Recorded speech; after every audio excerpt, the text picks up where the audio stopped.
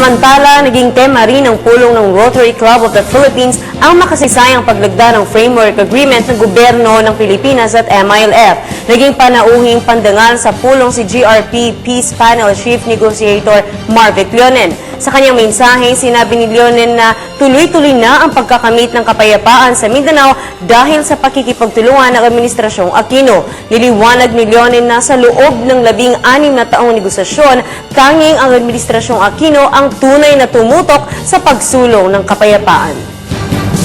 For every country that has an armed conflict, its growth and its development are stunted by 2 generations.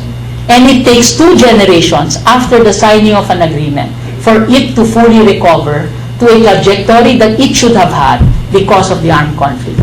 And at what cost can we solve the armed conflict? Understanding.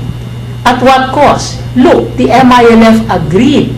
They're going to have a transition commission, draft a law, give it to our Congress where they are a minority, give it to the President, and have it ratified again by their own people.